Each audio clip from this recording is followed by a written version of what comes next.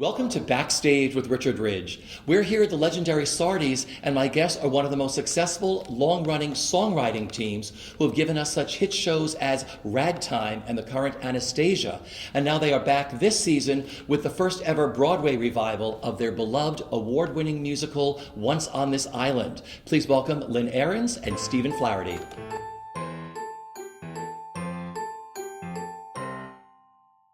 Well, first of all, thanks for sitting with me here at Sardi's. It's our Thanks pleasure. for having us. I love it. It's fun. And you're right across the street from one of your hit musicals, right, Anastasia? That's We're right. looking at it. It's We're right through out those there. windows right Yeah. there. Yeah. So when you two were starting out, did you walk down these streets, like 44th or 45th, saying, one day I'd love to have, maybe one of my shows could play one of these theaters? Sure. Tell me. Of course. Yes.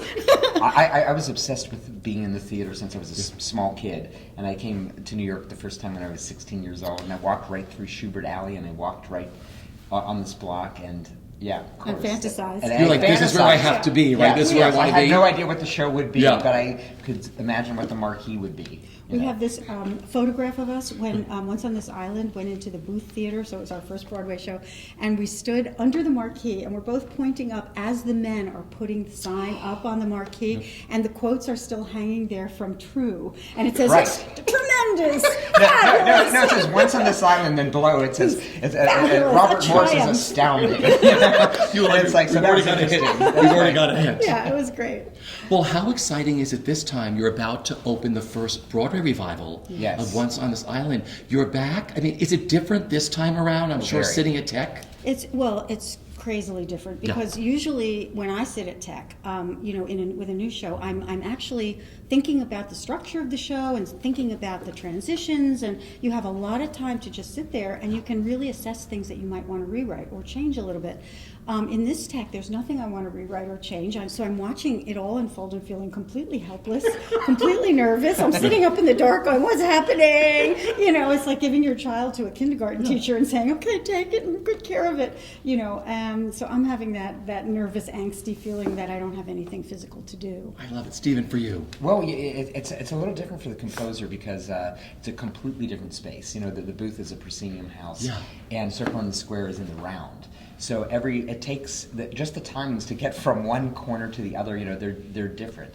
So in terms of adjusting musical continuity, the dance music is new. The arrangements are new. So we haven't changed really like the tunes, but the how-to of it is all new.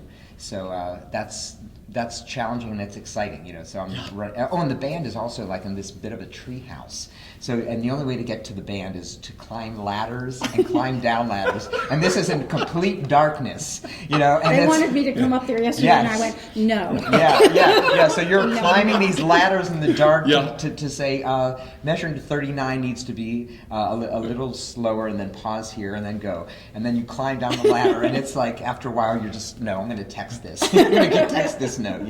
So you just sent him up with your notes, I sent him up with my notes. I love it. I'm not doing it. We were actually working yesterday because we luckily have a number in the Macy's parade. So we were working on that, and our producer said, "Can you put this arrangement, like on an MP3, just like a demo of it?" I said, "Absolutely." I said, "So, Lynn, we can do that during the next 10-minute break. We just have to climb up." She goes, "I'm not climbing any ladders. No, I don't care." No. So I stood down below and I shouted. Yes. So for our audience to know, you're in technical rehearsals right now, which is right before the preview period begins, when That's you right. leave the rehearsal room, Yeah. Right. and you go into the theater, and it's all about lighting and sound and cueing and all of this. Yes, Yes. exactly. It's very, I don't think people realize that in a musical, in any stage piece, but particularly in a musical, every inch of that show, every word, every turn of a head is a technical cue, and is a little detail. There are thousands and maybe millions of them per show, and so tech is all about getting those little moments, getting the light at the side of the face, and getting them to stand a little to their right, and getting them to enter a quarter of a beat sooner, and it's just so technical, and it's fascinating in that sense. It's really wonderful. And we're doing our show on sand. Yes, so that's a whole other There's thing. so many like really interesting details, but they're they all need to be tech. We have like sand, we have water. There's there's fire. Don't You give know. too much away. No, but it's What's that? a very elemental. Yeah. My favorite production maybe. It's of like all everything you'd time- find on an island, right? Yeah, kind Okay. of. Yeah, My favorite production maybe of all time was Carmen by Peter Brook. Oh, yeah, and I he love had done it at Lincoln Center, and it's similar to that there was earth, there was fire. It was like very elemental. Yeah. it was And so beautiful. we're tapping into that as well, and Yeah. I find it very exciting. It's the I don't know if it's of interest, but Michael Arden is our wonderful. I was going to say, let's talk about your director, Michael Brilliant, Arden. brilliant Yeah. visionary young Yeah. director who gets these crazy ideas in his head and somehow makes them happen. He really makes them happen. And so with this, he had an idea to, it's a fable, it's a folk tale, Once on This Island, but he wanted to really make it much closer to Haiti after a storm and update it in that way so that it feels contemporary. And it's a completely, aside from being in the round, it's a completely different take on the look of the show and of the feeling of the show. So it's quite interesting, I guess that's what revivals are for, is to Sure. take a work that and update it and make it something new, in the hands of a new artist. So that's what he's done, and it's really exciting to see his brain unfolding, Yeah. Quite Then there's your terrific. cast. Yeah. What Oh, a they're cast you have put fabulous. together. You have a I new know. discovery in this show, right? We have a Well, few. we have yeah, several. Yeah. It's a Haley fantastic Kilgore. cast. Yeah. Well, Haley Kilgore is a young 18-year-old from Happy Valley, Oregon, and she showed up at our auditions, and our eyeballs just popped out. We had that same feeling that we had with LaShawne's. Yeah, where 'cause you discovered her too. We did, Yeah. and your eyes just go to them in a room full of people. You can't take your eyes off them. She has that same. She's very different than LaShawne's, but Yeah. the same kind of star quality. Something that just is very compelling. And then there's also you have Lea Salonga. I mean, just what an Yes. incredible company you put Exquisite, together. Yeah. Exquisite Quentin Darrington, Yeah. who was Coalhouse on Broadway and has the voice of a god. Yeah. He just does in the presence. And Merle Dandridge, Merle who's Dandridge. really exciting, playing Papa Gay, the demon of death. And scary. Wait till you see her. And She sexy. Is, sexy and scary. Yeah. It's unbelievable. And Alex Newell, who Yeah. was a star of Glee, and who has one of those crazy voices that can sing in Keisha Lewis's register. It's just he opens his mouth and I go, oh Lord, So we're very excited about the company, and the company itself. The ensemble members each one is just as strong as the next. They're all fantastic. So.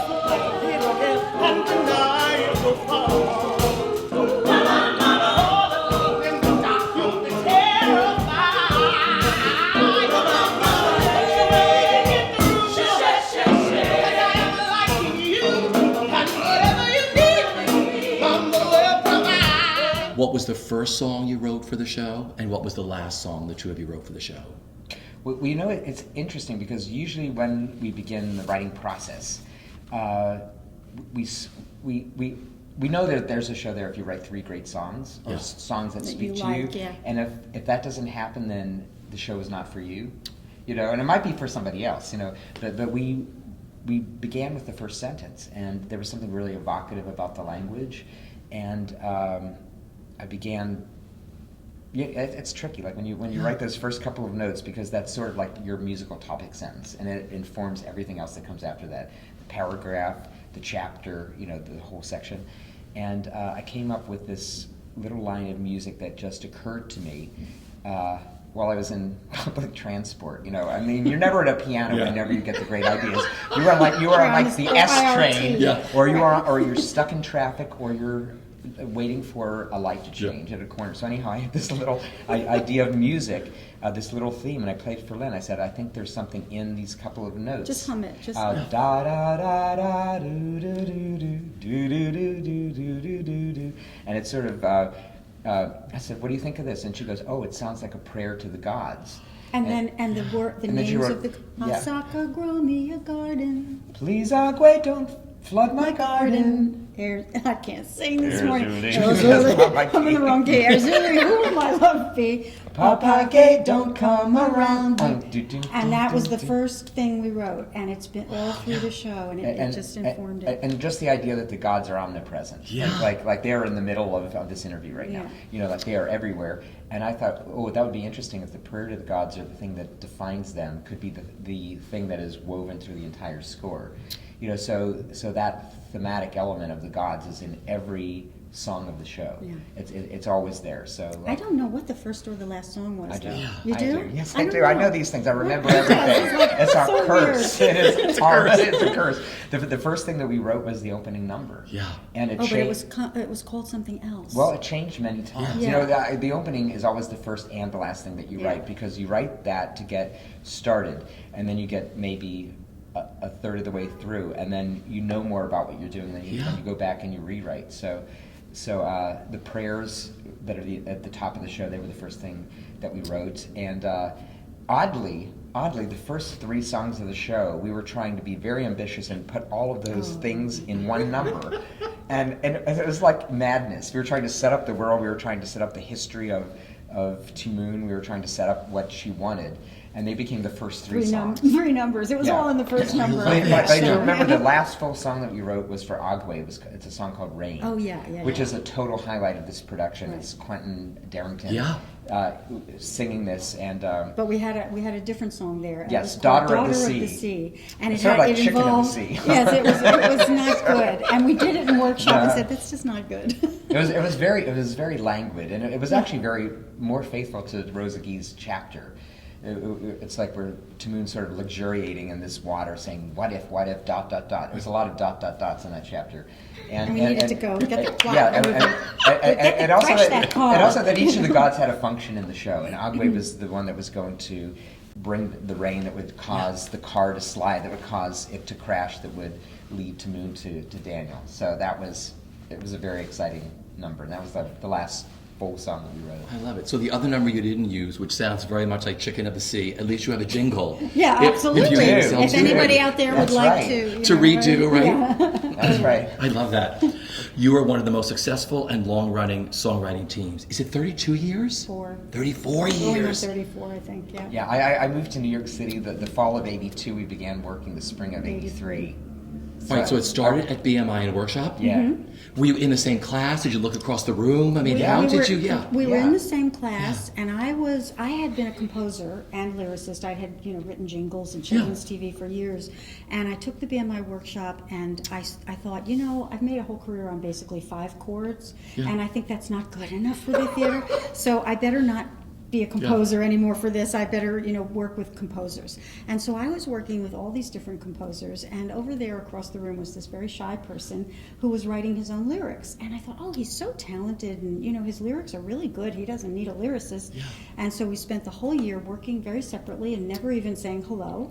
And at the very end of that first year, I was standing out on the sidewalk with a couple of people chatting, and Stephen Flaherty went scurrying up 57th Street, heading east, and he turned around about 100, 200 feet away and went, "Hey, Lynn, want to write a song?" And that's how it started. You know how that is. That's like when you were leaving the I was school so dance, shocked. and you're about to, I don't know, mess up the rest of your life, and the hairs in the back of your neck go stand up, and you hear that whisper that says "turn around, Yeah, schmuck," and I did, and I had been very self-contained, but I thought, collaborating might be an interesting thing to try out, and we were very different people, and the way we worked was entirely different. So, Lynn's much more improv. Like, she just sort of throws things at the wall. He keeps telling me that. I said, "Oh, just write something." She did. And I probably She did. did. It's I did. absolutely true. And he She just, said, "No, just make something up." Conservatorial way, he has Yeah. to write it all down and compose it. And he Well, I just- went to the conservatory, and I had a beard in those days, and I would be in my little room and try to think profound thoughts and write everything down before I would leave that room. I wouldn't allow that anymore. No, and she would say, like, make something up, and I think there was something about the totally different approaches that it brought me more to this side, and then I think Lynn eventually And I've gotten very understood. detail oriented, and so. Yeah. But it's great. But the whole point of collaboration is trying to make something up that you wouldn't do on your own. I want to start with Ragtime. How did you come about to write it? We auditioned. We auditioned. We auditioned. Like old school. Well, Yes. but weird, because there were 9 teams, Yeah. all asked to compete. And I've never heard of that. No, it was a bake-off. You know, it was for a big songwriters. bake-off, and we just decided that we had to do it. Yeah. We counted up the number of days between us that we had, you know, doing other projects and other things at the time. We had 11 days in which to write 4 songs and to beautifully demo 4 songs and slide them under the door. And we got all our friends together and sent them to the studio, and I wrote 2 lyrics first, and Stephen wrote 2 this was pieces like, of music just to first. be We expedient. swapped. You know, and part of the time I was in London because I was doing the cast recording for the London cast of Once on this Island, you know, at Abbey Road, Yeah. and so we would be talking on the phone, and I said, can you know, do 2 lyrics, and she would fax them. Yeah. You know, remember the days of faxes? Sure. Yeah. So two music first, 2 lyrics first. We had a stable of friends, and we'd be working night and day on the songs, and we'd say, can you come to the studio Wednesday at 2 to sing something from Ragtime? And they would say, oh, who am I, and what am I singing? And we said, we don't know yet. Just come. We don't know. Yeah. Just come. And it was that kind of. It was very passionate. It was very fast. There was absolutely no time to second guess yourself, which is such an asset. You know, because in these days of like this, you know, the long gestating shows, you know, the way it happens now, there's so much time to second guess what you're doing. And this was like, just do it. Fast. But it was fun, and we won. You know, and we won, and off We we won the went. bake-off. Off we went on this. The Broadway Bake Off. The Yes. Broadway Bake Off. I love that. Yes, And- we were that was the cherry on the top, and we ended up, you know, going to Canada, doing the show up there, and finally bringing it then to LA and then to New York. So it was quite an experience, the whole thing. Sarah, it's more than promises. Sarah, it must be true. A country that lets a man like me own a car, raise a child, build a life with you.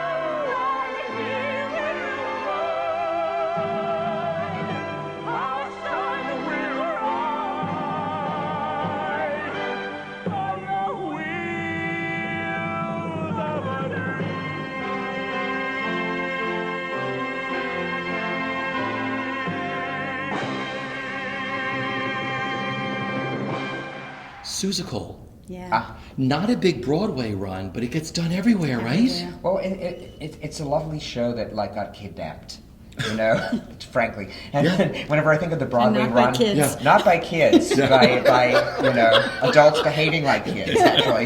Yeah, but whenever I look at the Broadway run, all I can think of is that it was the world's most expensive workshop. Yeah. You know, because there's a sense of playfulness, a sense of innocence. That we had when we did our first reading, and then we did it in Toronto, and it got hijacked, and then we got it back. The original impulse for that show was to do something that was all about the power of the imagination. The things you can think. And it ended up being about the power of overproduction on Broadway. And now, when it gets done all over the country, it's like somewhere right around, you know, right up there in the top most performed shows every year, but it gets done with, you know, a feather, a ladder, a mop, a toilet plunger. You know, they make it into stuff, and it really has found what it wants to be, and it's so beautiful to see it when kids do it and schools do it. It's you know, it makes you feel really very, very satisfied. Just think! All the things you can think and wonder and see, far and wide as you dare. All the things you can think when your feet step aside. In the blink of an eye, there's another big there. If you open your mind, all the things you will find, lining up to the moon.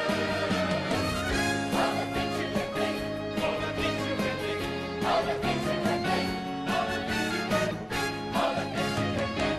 When you think about favorite year?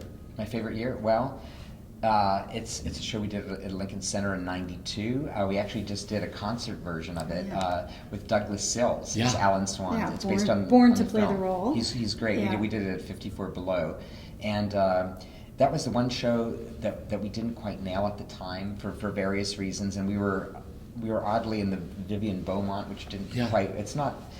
The structure is not a great frame for comedy, and being younger writers, we made some missteps on that show, which in the years since, because we loved it and we thought we didn't quite nail it. We've written several new songs. Our original book writer Joseph Darty has written new scenes. We've adjusted the book, and we're working on it, and I think it's going to be terrific. So we're hoping that show has a really terrific second act. Blue lights, pink lights, stars in the ceiling, an organ as big as a Buick, and a screen as tall as the Great Wall of China. Red rugs, gold stairs, porcelain angels, and everything bigger and better and larger than life. A Man of No Importance. I feel like that's in some weird way almost my favorite show of anything we've ever written, and I can't even exactly tell you why, except that every time I see it, I burst into tears. Yeah. It touches me so deeply, and we've seen so many beautiful productions of it. The last one that we had was with Richard Thomas and Tyne Daly. Did you by any chance see that? I thought it was exquisite, and there's just something so graceful about the way the score and the book interact on that. It's almost like a play with music in a way, more than any of our other shows. It's there are beautiful book scenes, and they sort of go seamlessly into the music, and I just feel it's like a delicate feather of a show that's so touching and so profound, and I just am so proud of that show. Rocky. Yeah, I love Rocky. I do too. Rocky is so dear to my heart. It's funny, when Tom Meehan invited us to do that with him, he said something to the effect of, I know it sounds like a terrible idea, but we might surprise ourselves. And he kind of talked us into it. We had such reservations, and I said, this is like putting a big sign on your backside that says, kick me. And it actually sort of was, but we had the greatest experience together writing that show. It really, of all the shows we've ever done, for my money, it was the most fun to work on. And we got to live in Germany for 3 months, which, some people might not think that was great, but it was great. Yeah. We got to premiere a show in a language we didn't speak. We got to take a bow in a boxing ring. With Sylvester Stallone. We went to the World Championship Heavyweight Battle of the Year, and my lyrics were going around on running lights, right from the heart. It was so fabulous. And when all was said and done, that was another show that it got to Broadway, and something didn't quite gel. I don't think they found the audience that they could have and should have found, and I think the set kind of gobbled up the emotions of the show. It's a very tender-hearted blue-collar show, and the characters are delicate characters. They're damaged, and they're shy, and they're vulnerable, and I just love them. So we have now taken another stab at Rocky, and I think it's going to be coming back pretty soon. Little Dancer. Yes. Well, Little Dancer... I think it's coming soon. We don't know. We're knocking on our chairs. It stemmed from there's the Degas sculpture of the little dancer with her hands behind her back in fourth position, and I have seen it a million times in a number of different museums, but I happened to see it at the Clark Institute in upstate Massachusetts, and in Williamstown actually, and I always looked at the sculpture and I thought, what a beautiful sculpture, and look, it was so, captivating. And I suddenly began to think, who was the girl? Who was the little girl who posed for that? And lo and behold, I started doing research. I found a young ballerina named Marie von Goethem, who danced at the Paris Opera Ballet in 1881, and she was actually lived in the neighborhood where Degas had his studio. And he sculpted her. First he sketched her, and then he did a whole series on her, and then he ended up doing this sculpture. And she was a young woman who danced at the ballet and was eventually fired. and nobody knows why, and she vanished into the mists of history. So that's what that show is about, and Stroman did this magnificent production. Also, the idea that it would be about dance, because oddly, until that point, our shows had very little dance in them. And if you're writing a piece about the world of ballet in collaboration with Susan Stroman, you know the show has to dance. It has to dance, and that's great. And that was like, for me, that was a whole reason to do it. You know, and that you knew that the 11 o'clock number would be a ballet. It would be a psychological ballet, and to build towards that, and it was great. And also the other thing is, this is one of the few pieces that we've done that's not been adapted from another medium or another work. It's an original music. Yeah, it's suggested by a work of art, but the story is original. And working with Stro, we worked with her in the room from day one. And we were thinking, how could we tell this part of the story through dance as opposed to through text, you know? And that collaboration was thrilling. And we had our premiere at the Kennedy Center, and it was absolutely beautiful. And then there's your other hit musical playing right across the street through the window here at the Broadhurst, Anastasia. Yes. Big purple billboard, yeah. I mean, how long did it take you to write that? Well, 20 more years? than 20 years. Actually, this month is the 20th anniversary of the film. Yeah. Wow. So we wrote the song score for the 20th Century Fox film. And in that world of animation, the songs always come first. They always inform the visual, which is interesting. Yeah. You know, so basically you're giving a lot of information to the visual artist. You know, so they would animate from our songs. In they other would. words, so we wrote that song score, and we all this time we kept thinking that would make such a good stage show. And a couple of times we put out feelers, and you know they just didn't have the mechanism at 20th Century Fox for a long time to do musicals. Yeah. And suddenly they have a wonderful new CEO named Bob Cohen, and he got interested, and lo and behold, he started out as an actor. Yeah, How's that? he's you know, great, there you go. and loves theater. he thought it would be a good idea, and Yeah. here we are all these years later, and we wrote a whole new score wrapped around a few of the iconic songs from the movie, and we're sold out every night, and the fans are screaming in the stage door line. I just go hang out on the sidewalk, after the show, and I just watch them screaming and signing autographs. The It's so show much inside fun. is really fun, and the audience goes crazy. Yeah. And the show outside after it's- is like equally as amazing.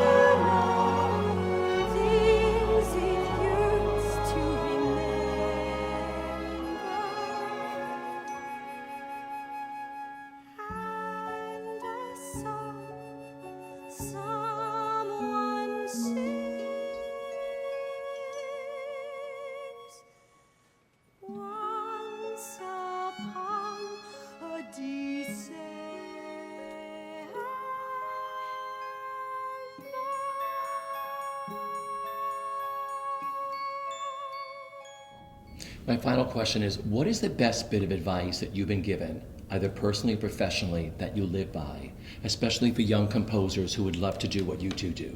I know mine. Go ahead. Our first agent was Howard Rosenstone, wonderful, wonderful man of the theater, and he took us off the street and basically said, "You have something, I want to represent you." And when you're 25, when you're 26, when you're 27, everything rises and falls on how the work of that day is received, and it's like, and frankly, some shows are received well, some aren't. Some days are good writing days, some aren't. And he said, you can't let your entire career and what you do rise and fall on any one thing or any one day or any one week or any one production. He said, just think it's all about the body of work. And that somehow if you just find a way to persevere and to go through and to build on each day, you'll have a body of work, and that's what counts. And that was the best advice. I actually totally agree with that. I actually wrote a poem to that effect for a young student of ours who had a very ignominious flop. Okay. and I didn't know what to say, and so I wrote a funny poem, and it's called The Body of Work. And you just go on, you just pick yourself up, dust yourself off, do not read your reviews, and go on. And I think we're always giving advice to young writers. We tell them, join the Dramatists Guild, see everything you possibly can, even if it's standing room. Get a day job that enables you writing time, so you can support yourself. There are lots of practical things to say, but I think the biggest and most important thing is just to get up and write, and just do it. And the more you do it, the better you get at it, and the better you get at it, the more likely you are to be produced, and and then you'll have the writing life, and that's the best gift of all, really. And be open every day. Yeah. Be open to the good ideas, because they come from really weird places and unexpected times, Yeah. and you have to be like a detective and just grab it. If you're on that S train, the shuttle, and some notion hits you, you have to grab that in whichever way that you can. Write it down, remember it, put it on a tape recorder. And be open they're to fleeting. And not just to ideas, but to people. That's right. Just be open to people, be a good person, and good things will happen, period. This is great. I think I've known the two of you since Lucky Stiff. I think that's Yes. right. We go back, right? I know, back in the day. Back in the day, right? That's right. It's just And thrilling. you're still natty and Oh, fabulous. I love colorful. that, right? Well, we try. Listen, Stephen, you're all dressed up today. Look I at only this. wore a coat because of Richie. He always looks so put together, and I thought, leave your T-shirt at home today. So. Well, this has been thrilling for me. Welcome back to Broadway. Not only do you have a hit across the street, you're going to have a new one at Circle in the Yeah, Square. and 2 in the Macy's Day Parade. Oh, great. Isn't All that right. fabulous? That's exciting, yes, right? Yes, it is. We're going to be on a float. He's playing Bartok the Yeah. Bat. Are you really? Yeah. No.